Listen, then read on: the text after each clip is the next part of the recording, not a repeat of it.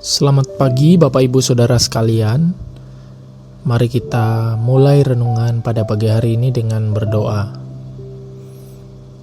Bapa, kami percaya setiap langkah dan kehidupan kami Engkau yang memegang, Engkau yang menuntun, dan Engkau yang menemani berjalan bersama-sama dengan kami. Karena itu kami belajar untuk percaya bahwa hari depan kami pun ada Engkau di sana yang menantikan kami, menyiapkan jalan bagi kami.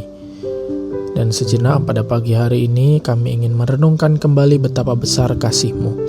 Biarlah kami semakin dikuatkan, diberikan semangat oleh karena ingatan kami akan kasih setia-Mu. Inilah doa kami demi nama anak-Mu Yesus Kristus kami berdoa dan bersyukur. Amin. Bapak Ibu Saudara sekalian, tadi malam saya melihat Instagram dari seorang rekan, seorang teman. Di Instagram, dia adalah teman yang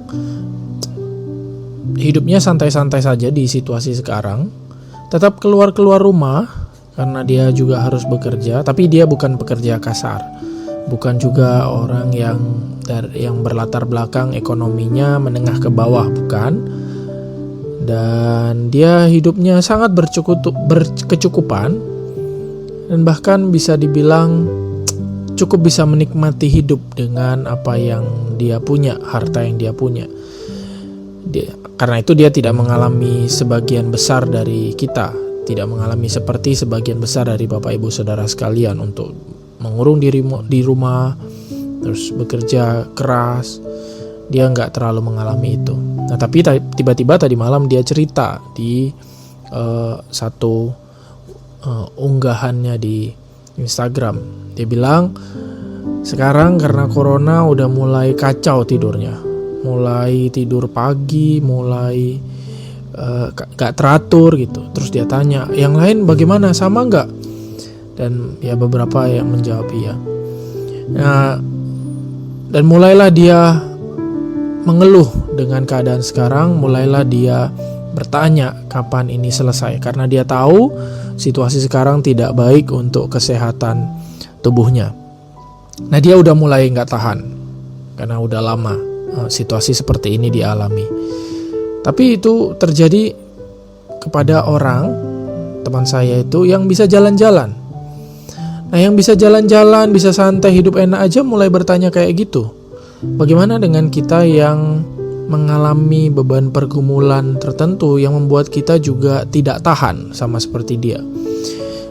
Bagaimana dengan kita yang mungkin mulai bertengkar dengan anak lebih sering daripada biasanya? Atau mulai gak kuat karena menghemat pengeluaran, menghemat terus, gak kuat? Atau mulai bingung cari hutang untuk membayar tagihan atau membayar gaji karyawan? Nah, gimana dengan kita yang mengalami segala kesulitan itu?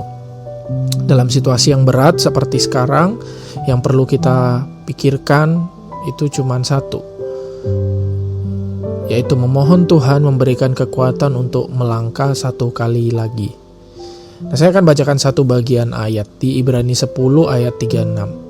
Sebab kamu memerlukan ketekunan, supaya sesudah kamu melakukan kehendak Allah, kamu memperoleh apa yang dijanjikan itu. Ibrani 10 ayat 36, sebab kamu memerlukan ketekunan, supaya sesudah kamu melakukan kehendak Allah, kamu memperoleh apa yang dijanjikan itu. Ketekunan ini maksudnya adalah bukan tekun seperti orang yang tekun belajar, berulang-ulang belajar, enggak. Tapi tekun ini adalah mau tahan untuk mengerjakan lagi, tahan untuk satu kali lagi jalan, tahan untuk melangkah lagi, tahan sedikit lagi untuk mengerjakannya. Dan yang bisa kita lakukan sekarang hanyalah menguatkan hati untuk kita bisa tahan, melangkah sekali lagi, satu hari lagi, dan melangkah ke depan sedikit lagi. Tapi pertanyaannya adalah bagaimana supaya kita kuat berjalan di hari depan? Bagaimana caranya berjuang sedikit lagi untuk besok? Apa yang bisa menguatkan kita untuk tahan sedikit lagi di tengah masa depan yang gak terlalu pasti? apalagi ini PSBB diperpanjang. Nah, yang menarik adalah sebelum ayat 36 ini, ayat 32 sampai 35, penulisnya itu bilang begini. Ingatlah akan masa yang lalu. Nah, saya ulangi lagi. Ingatlah akan masa yang lalu. Dia mengajak jemaatnya mengingat masa yang lalu. Apa itu yang diingat di masa lalu? Sesudah kamu menerima terang, kamu banyak menderita oleh karena kamu bertahan dalam perjuangan yang berat. Wah, pernah tekun ini jemaatnya. Baik kamu dijadikan tontonan oleh cercaan dan penderitaan, maupun waktu kamu mengambil bagian dalam penderitaan mereka yang diperlakukan demikian. Wah, ini jemaatnya maksudnya ditekan, dicerca, jadi tontonan, tapi tetap tahan. Bahkan jemaatnya itu tidak mengalami tontonan, tidak mengalami penderitaan. Ketika dia melihat orang menderita, itu jemaatnya itu ikut menderita. Mereka tahan untuk mengalami itu. Terus selanjutnya, memang kamu telah berturut-turut mengambil bagian dalam penderitaan orang-orang hukuman, dan ketika harta kamu dirampas, kamu menerima hal itu dengan sukacita, sebab kamu tahu bahwa yang kamu miliki harta yang lebih baik dan yang lebih menetap isinya. Jadi pernah diambil hartanya, dan tapi ya tahan, dan bahkan sukacita, bukan cuma tahan. Karena apa? Karena ada harta yang lebih baik. Sebab itu janganlah kamu melepaskan kepercayaanmu, karena besar upah yang menantinya.